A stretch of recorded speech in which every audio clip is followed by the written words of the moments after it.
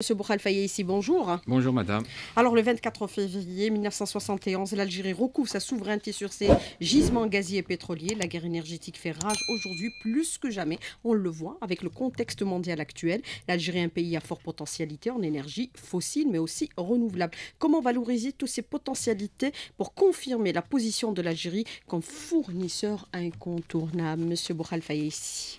Merci madame pour l'invitation. D'abord, je tiens euh, à rendre hommage aux hommes et aux femmes qui ont fait l'événement en cette année-là, en 1971, qui permet au pays aujourd'hui de vivre dans une relative stabilité en termes de production et de consommation d'énergie Et de revenus?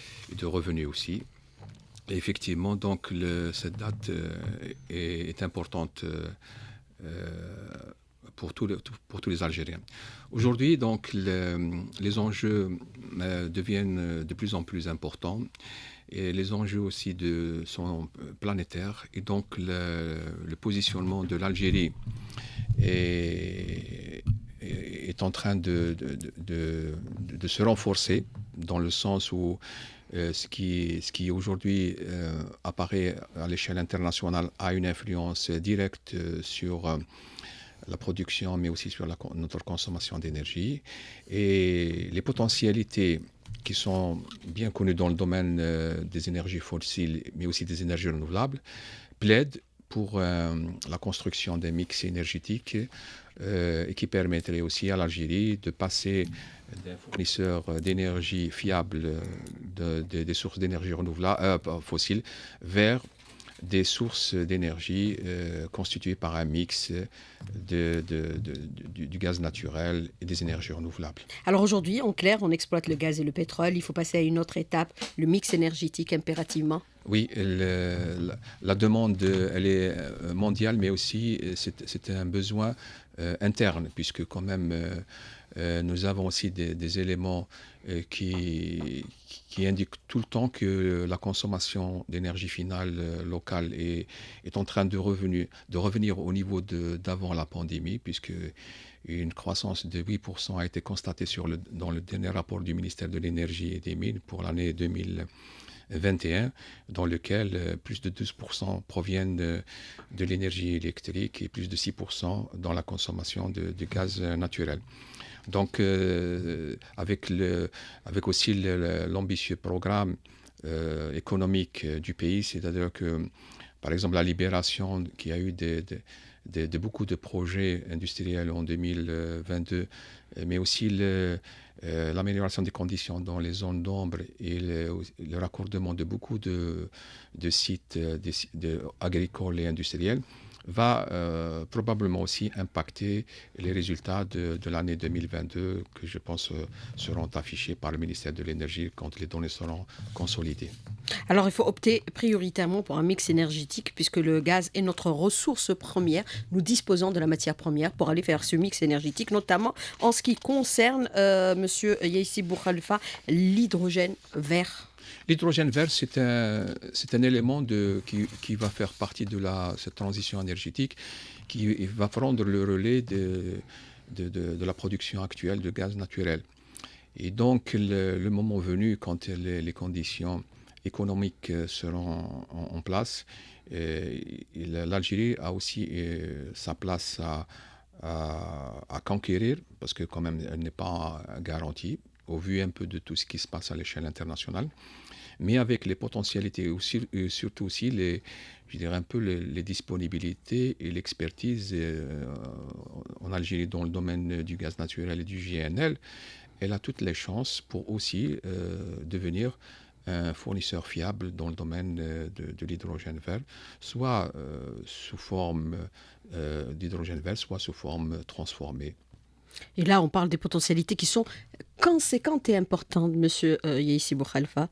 Des indicateurs le prouvent, Monsieur Boukhalfa. Je pense que l'objectif du pays, c'est aussi de rester dans la logique d'un fournisseur fiable pour l'Union européenne, puisque aujourd'hui, en termes donc de demande de l'Union européenne et attend à peu près l'acquisition, l'importation de 10 millions de tonnes.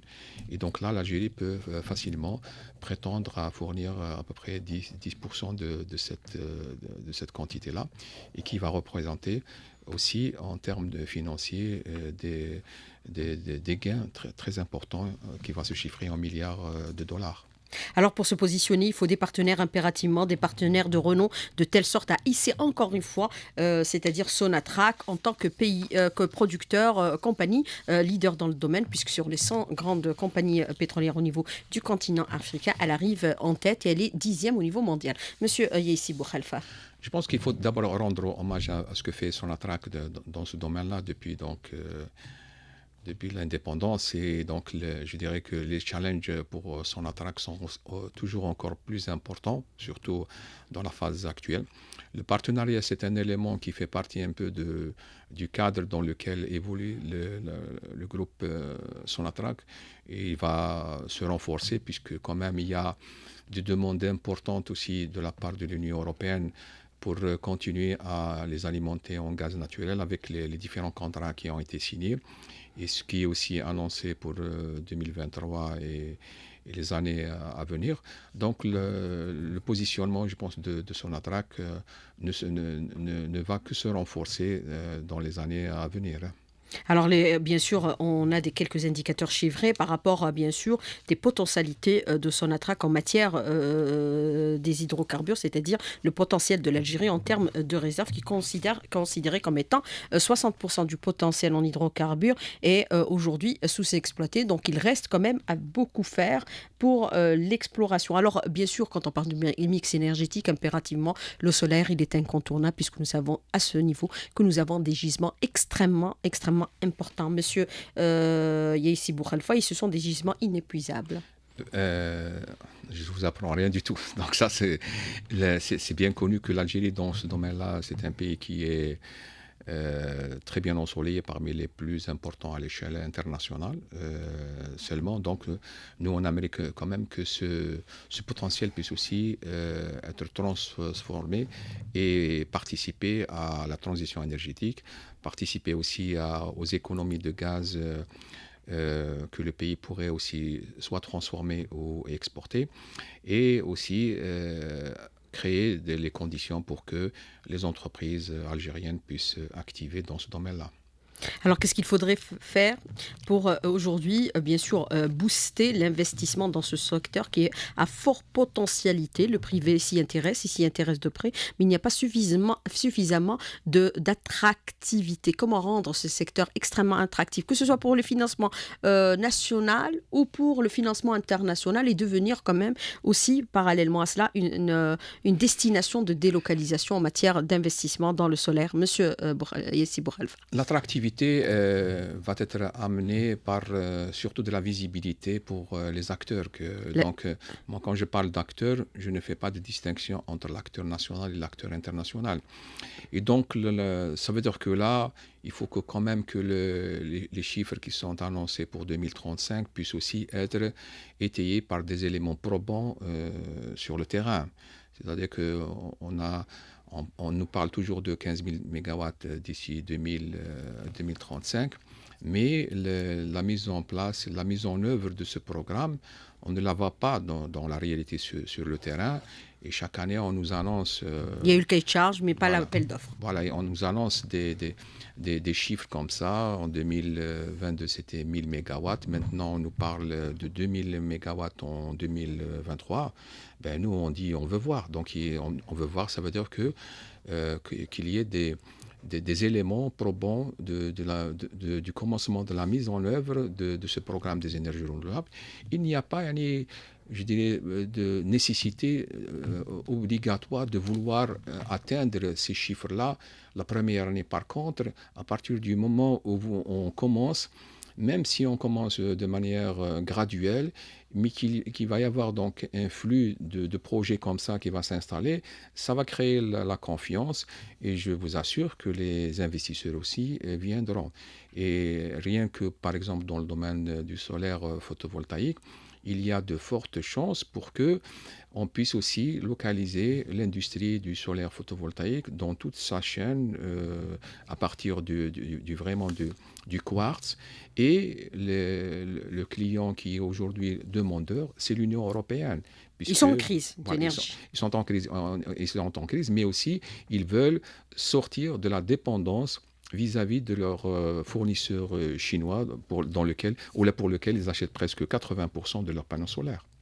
Alors, les potentialités sont estimées aujourd'hui. Est-ce qu'on a des indicateurs sur, par exemple, la portée de l'investissement dans ce secteur à fort rendement et aussi le nombre d'emplois qui pourrait générer rapidement, puisqu'on a besoin aussi de créer des emplois, Monsieur Yessi Boukhalifa, Des chiffres et qui de la avaient, valeur ajoutée. des chiffres qui avaient été avancés pour le Solar 1000, par exemple, on parlait un petit peu de 800 à 1 milliard, 800 millions à 1 milliard de dollars d'investissement et 5000 postes d'emploi directs.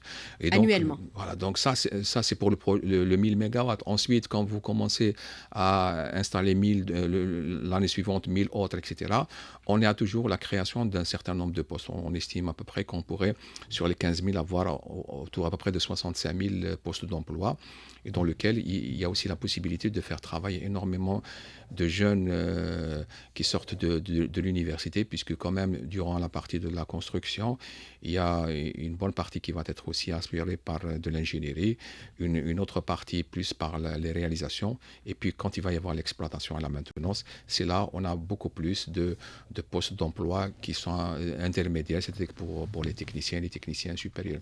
Mais il faut faire vite, il faut accélérer la cadence un peu de réalisation de ces projets qui sont dans le pipe depuis quelques temps déjà, puisque l'appel d'offres, le cahier de charge a été promulgué, l'appel d'offres pas encore, quand nous savons qu'en face de la rive nord de la Méditerranée, les pays sont en crise en matière d'énergie. Ils sont arrivés même à des situations de rationnement et même des problèmes de panne, hein, des blackouts. En tout cas, bon, en Europe aujourd'hui, les efforts qui ont été faits Il y a le délestage. pour assurer leur approvisionnement a aussi amené à une grande je dirais, un grand apport des installations des énergies renouvelables, c'est-à-dire qu'en 2022, donc, la production à partir du solaire et de l'éolien a dépassé la production d'énergie à partir du gaz ou bien du charbon. C'est la première fois que ça arrive au niveau de l'Union européenne. Et puis, ils ont vu aussi qu'il y a beaucoup d'installations solaires, une augmentation de près de 50%.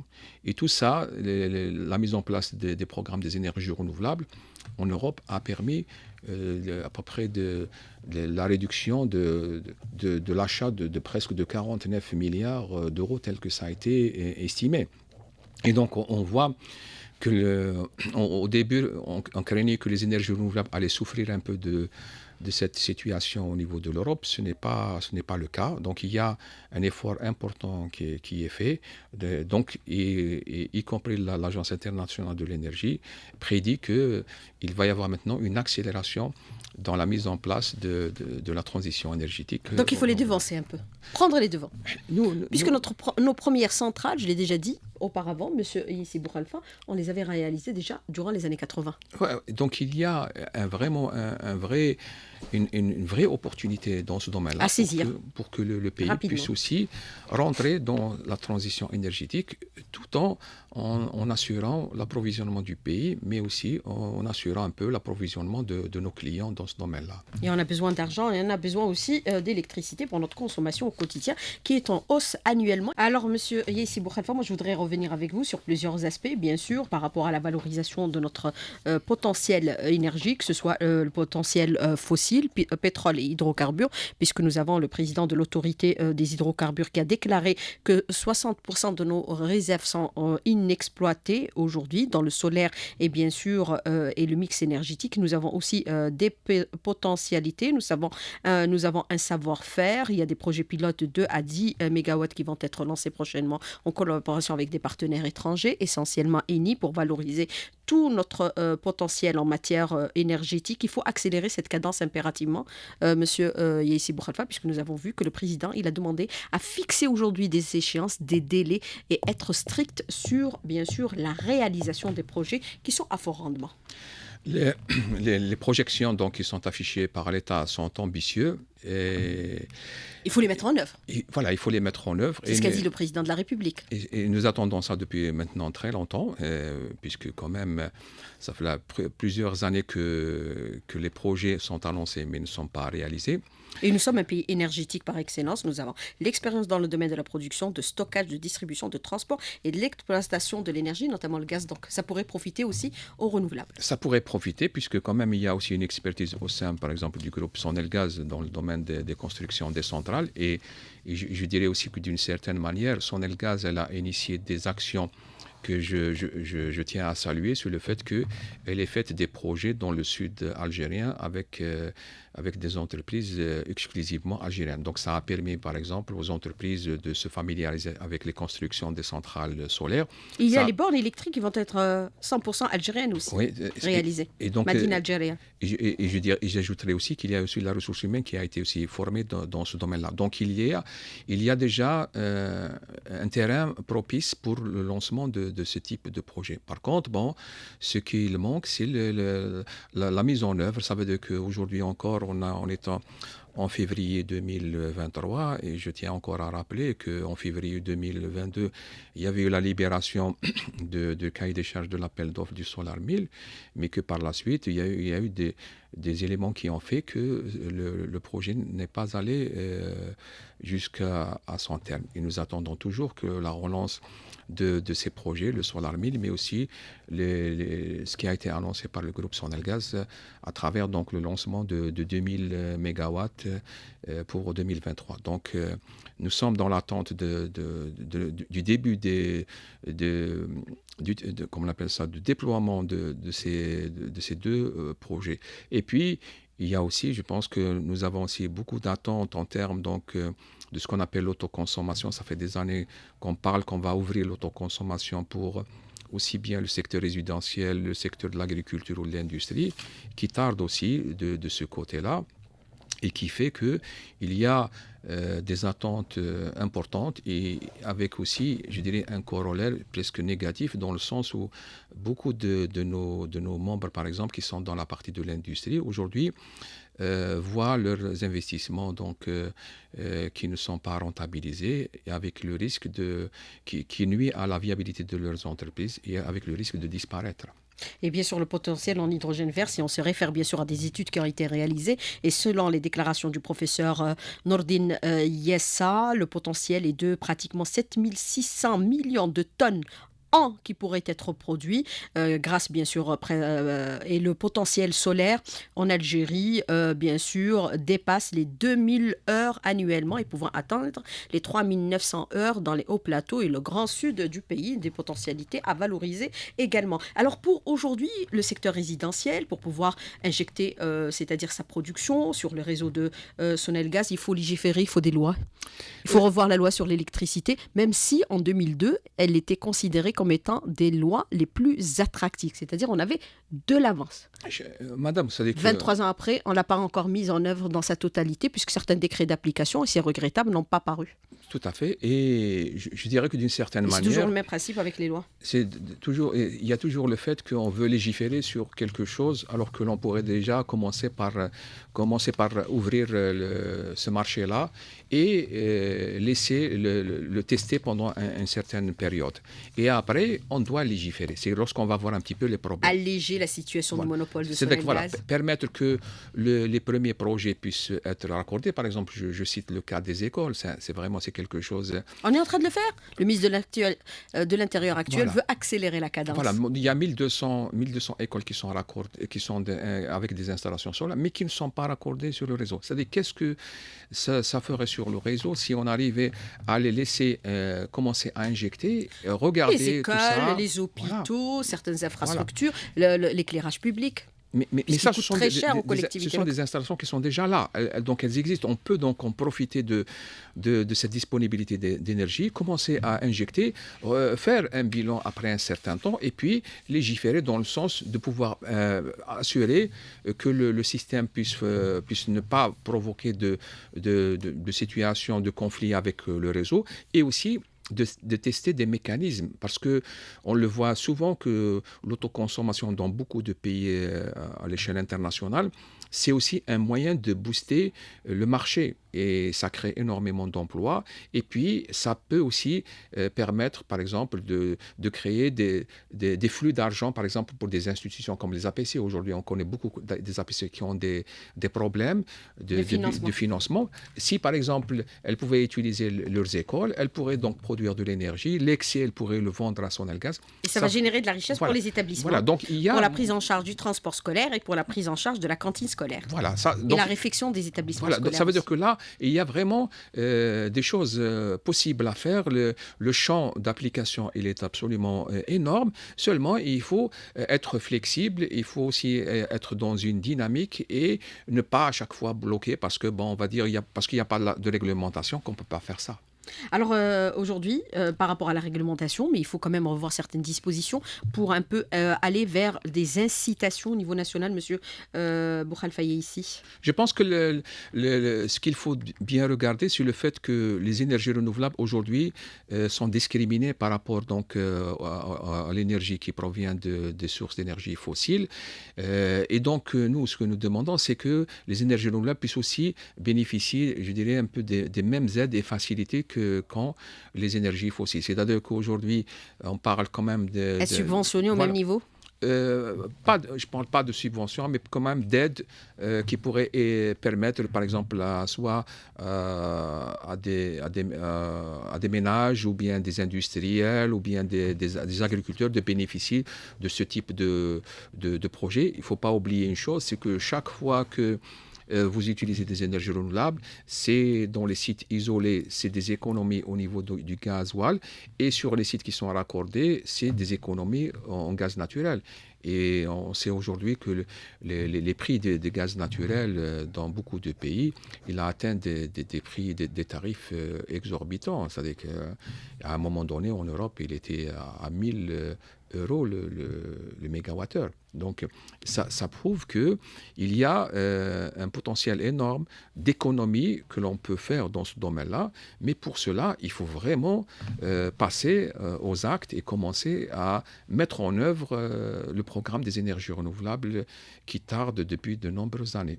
Alors il faut accélérer la cadence et changer aussi de mentalité et d'approche pour accélérer, bien sûr, l'exploitation de ces gisements qui sont aujourd'hui inépuisables, puisque nous avons vu que nous avons des potentialités immenses dans ce domaine-là. Alors il faut penser aussi à travailler en étroite collaboration avec la recherche, puisque sur la question de stockage, le ministère de l'Énergie a signé une convention avec le ministère de la Recherche pour trouver des moyens de stocker cette énergie, l'énergie solaire. Et ça, donc, c'est une bonne initiative qui a été prise.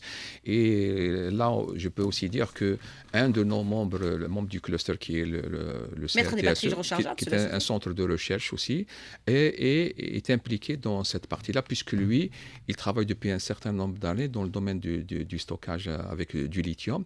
Et donc, le fait de construire maintenant en Algérie des batteries au lithium, cela aussi va permettre que sur les sites isolés, éloignés du réseau, on pourra mettre aussi des batteries au lithium à côté des panneaux solaires. De même que nous avons aussi la possibilité, lorsque par exemple nous avons des disponibilités d'énergie solaire importantes au cours de la journée, de pouvoir stocker et le restituer par exemple le soir, quand par exemple il y a une demande qui interviendrait autour de 20 heures. Donc le fait de mettre du stockage, ça augmente la flexibilité des sources d'énergie renouvelable, parce que c'est un petit peu, chaque fois ce qu'on reproche aux énergies renouvelables, c'est que il y a cette intermittence et le fait que, par exemple, on a le solaire uniquement la journée et pas la nuit. Donc le fait d'avoir une source d'énergie, du stockage, comme les batteries ou bien l'hydrogène, va assurer cette flexibilité dont se plaignent à chaque fois les entités qui sont dans la gestion de l'énergie, à l'exemple de Sonelgaz. Et bien sûr, cela nous permettrait aussi d'économiser l'électricité conventionnelle qu'il faut rappeler aux auditeurs qui est produite à 100% à partir du gaz. Du gaz, le surplus, on pourrait également l'exporter sur les marchés mondiaux. Aujourd'hui, on parle beaucoup, bien sûr, de la production, c'est-à-dire de l'énergie fossile, des renouvelables, avec bien sûr toute la panoplie. On peut parler de l'éolien, on peut parler bien sûr, on a parlé du solaire, on a parlé de l'hydrogène vert, mais on parle très peu de la politique aujourd'hui, par exemple, d'économie de l'énergie, qui est devenue aujourd'hui un slogan à travers le monde. Il faut apprendre aux Algériens à économiser l'énergie. Il faut apprendre aux Algériens. Je pense que les Algériens sont très sensibles de ce côté-là, mais il faut quand même avoir quelques leviers pour assurer cela. C'est-à-dire que aujourd'hui, l'Algérien, bon, s'il y a un accompagnement en termes d'isolation, par exemple, thermique de leur maison, ou bien un choix plus strict concernant les équipements d'électroménager, L'efficacité voilà, énergétique. les Algériens vont y aller parce qu'ils savent l'intérêt. Par exemple, vous, moi et beaucoup de personnes qui nous écoutent, vous allez leur demander, ils vont dire qu'ils utilisent tous des lampes à LED. Et donc, il n'y a pas eu, je dirais, presque une orientation ou des éléments qui ont poussé les gens à le faire, sinon celui de l'économie. Les gens se sont rendus compte que le fait de mettre une lampe LED, ça leur permet donc d'économiser par rapport à une lampe incandescente qui était auparavant, je dirais, presque la norme. Donc ça veut dire Parce que que ça là, se généralise aussi au niveau ça, des commerces. ça se généralise, mais aussi il y a des économies que les gens notent parce que vous avez la lampe là qui va durer un certain nombre d'heures, peut-être 4000 ou 5000 heures, alors que l'autre il était plus à 1000 heures. Ça grille très facilement. Voilà, donc ça veut dire que là, les gens ont commencé à prendre en considération. Maintenant, si on va ajouter des mécanismes de soutien, des mécanismes qui vont aider à cette généralisation, les gens ne sont pas contre. Par contre, il faut aussi veiller à ce qu'il y ait un écosystème dans ce domaine-là, par exemple de la formation. Mais la PRU a un grand rôle dans ce domaine-là, monsieur Yaissi Boukhalfa, puisqu'elle n'est pas suffisamment visible. Elle n'est pas suffisamment visible. C'est elle qui est en charge, bien sûr, de l'efficacité énergétique et de promouvoir l'efficacité énergétique via, bien sûr, certains matériaux qui ne sont pas énergivores, comme par exemple les électroménagers, mais ce n'est pas suffisamment visible. Elle n'est pas suffisamment visible parce que je pense qu'elle elle va se restructurer pour avoir des antennes régionales, parce que ça, finalement, c'est ce qui va lui donner plus de force si elle intervient aussi dans d'autres régions du pays et non pas uniquement à partir d'Alger. Après, il y a aussi le fait qu'il faut quand même la doter avec des moyens financiers importants. C'est-à-dire que le potentiel d'économie qui a été estimé par la CREG, par la PRU est autour à peu près de 1,5 milliard de dollars par an. C'est-à-dire qu'en utilisant uniquement des techniques simples d'isolation. Mais c'est-à-dire qu'au vu des moyens financiers dont elle dispose pour assurer ça, ils sont vraiment dérisoires par rapport à ces attentes-là. Donc il faut quand même être clair dans ce domaine-là. Il faut être ambitieux, mais aussi il faut mettre les moyens et les ressources nécessaires pour assurer cette ambition. Mais il faut produire peut-être des produits aussi qui sont moins consommateurs d'électricité, monsieur Yaissi Boukhalfa, puisque nous avons vu qu'à travers le monde, dans certains pays, on encourage la vente de ces produits, moyennant bien sûr une baisse de leur prix, or que chez nous, c'est les prix les plus chers et qui deviennent inaccessibles pour le consommateur. De ce côté-là, par exemple, il y a des lois de finances qui ont défini qu'il y a, c'est-à-dire que lorsque certaines dispositions, voilà, certaines dispositions des lois de finances font que, par exemple, elles essayent de limiter le recours par exemple, à des équipements qui sont énergivores dans ce domaine-là. Mais se paraît percuté sur le consommateur. On les achète au même niveau que les autres produits. Pourquoi on ne le voit pas? Parce qu'il manque un élément fondamental qui est le contrôle sous forme de laboratoire. Et donc, ça veut dire que maintenant, tout un chacun, un producteur ou bien un importateur, il peut mettre, je dirais, presque n'importe quelle étiquette en disant que moi, je suis à A ou A+, pour ne pas, par exemple, payer cette taxe-là. Alors qu'il faut aussi veiller à ce que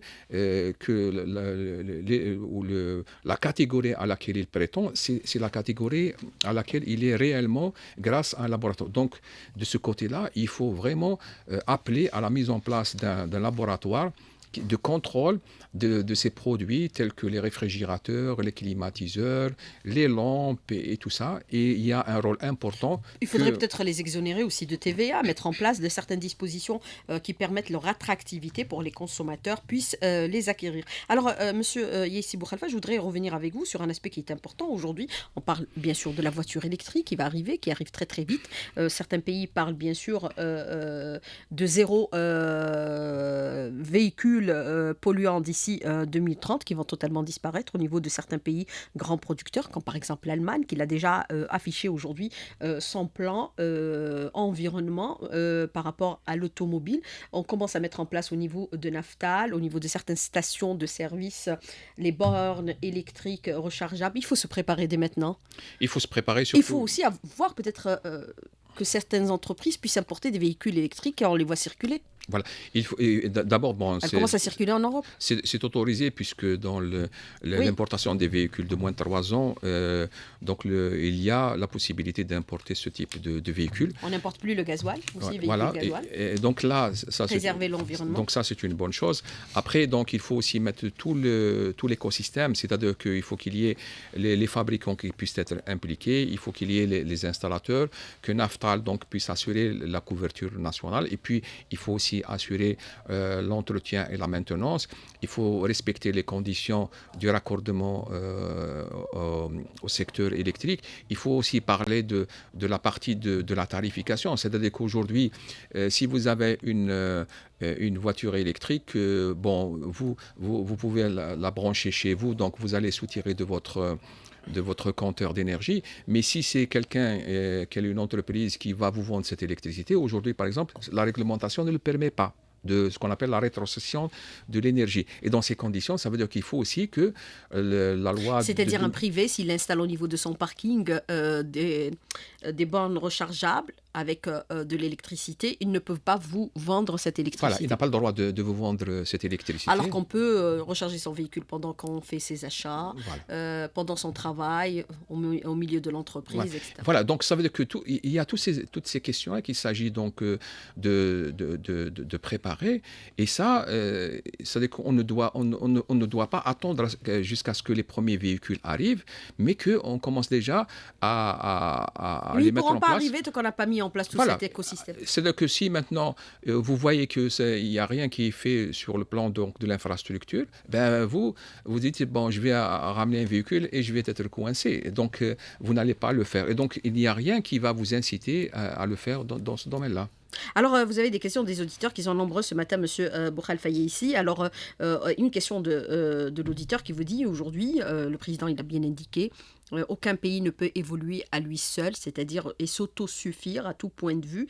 On n'a jamais demandé à fermer l'Algérie. Au contraire, on veut s'aligner sur ce qui se fait au niveau international, s'ouvrir sur le monde. Est-ce que Sonelgaz pourrait aussi s'internationaliser, aller au niveau de l'Afrique impérativement aujourd'hui, puisque nous avons un excédent de production qu'il faut absolument écouler. On est en train de l'envisager avec l'Europe qui sont en crise actuellement énergétique, mais on pourrait aussi aller vers l'Afrique. Monsieur Yessi Boukhal, la question de l'auditeur. Je voudrais d'abord attirer l'attention que la décision du président de la République de mettre en place, je dirais, 1 milliard de dollars pour l'Afrique, ça c'est une très bonne décision qui va pouvoir permettre à nos entreprises de pouvoir exporter facilement. Et un des acteurs qui peut le faire, c'est bien Sonelgaz.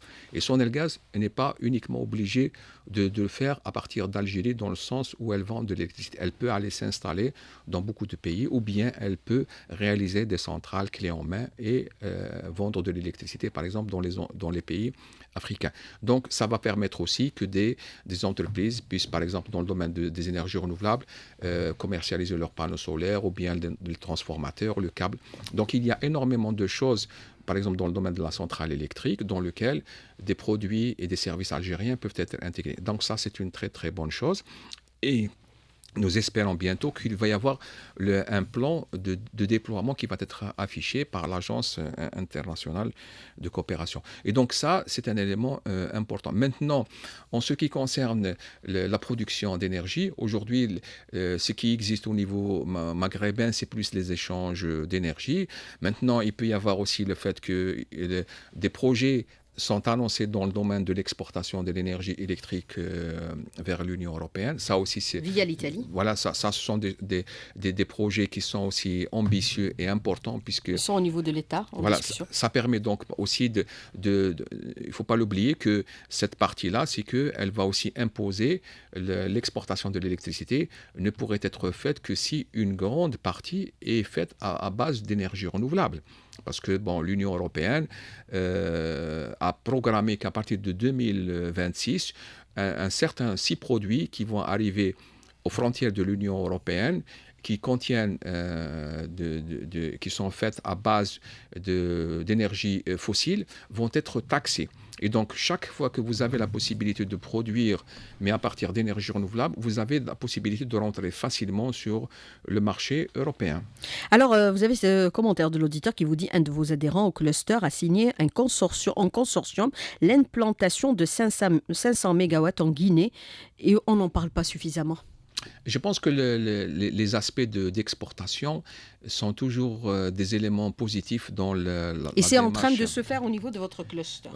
Et c'est une bonne chose. Il y a Et on aussi, produit localement les panneaux photovoltaïques, on les exporte. il y a aussi d'autres membres aussi qui exportent dans cette partie-là.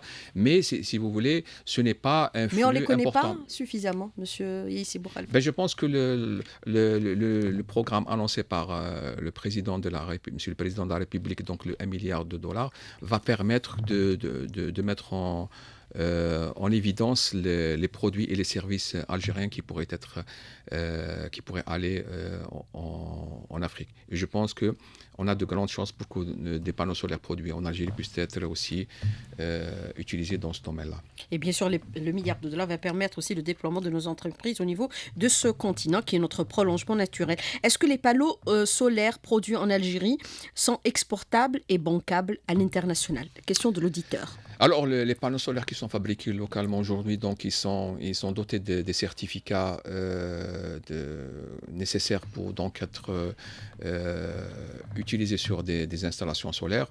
Et L'année 2023, c'est l'année de la conformité et bien sûr de l'accréditation. C'est important. Et de la qualité aussi. Et de la qualité, donc, voilà. c'est ce qui avait été annoncé. L'accréditation et la conformité, c'est la qualité. Voilà, et dans ces conditions, donc, nous, ce que nous demandons, c'est que aussi ces produits algériens puissent aussi bénéficier de marchés au niveau local pour qu'ils puissent être utilisés. Il y a des panneaux solaires qui sont utilisés, mais qui ne sont pas de manière importante. Nous, on espère vraiment arriver à installer autour à peu près de 300 mégawatts en 2023 dans le cadre des programmes lancés par l'État.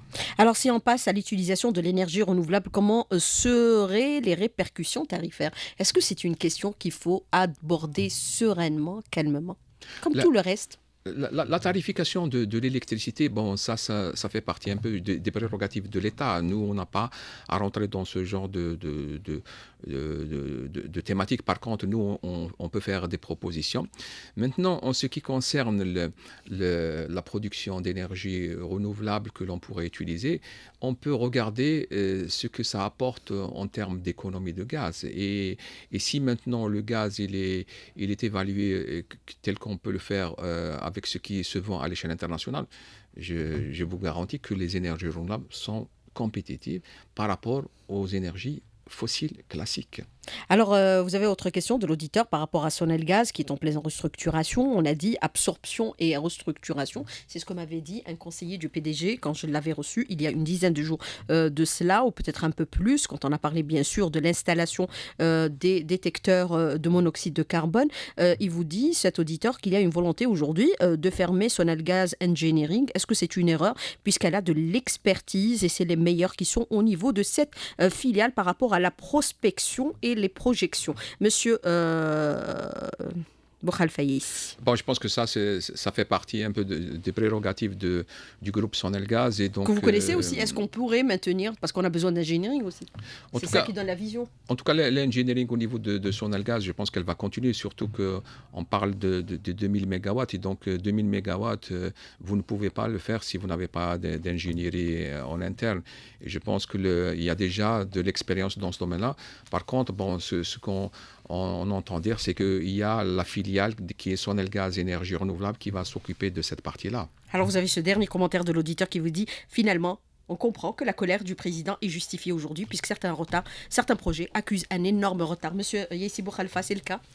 Ça fait des années que vous parlez des renouvelables. Oui, les énergies renouvelables Alors qu'on a été parmi les premiers à avoir installé des stations de photovoltaïque à travers le pays, des années 80 déjà. J'espère que... Et la loi de l'électricité en 2022 était en avant-garde. J'espère que l'anniversaire du 24 février va être aussi l'année du renouveau et des énergies renouvelables. Et c'est ce que nous souhaitons pour cette Algérie nouvelle. Monsieur Boukhal Fayez ici, merci d'avoir répondu à nos questions, d'avoir été en direct avec nous ce matin dans le studio. Merci beaucoup, bonne journée, bon week-end, à bientôt et bonne fête.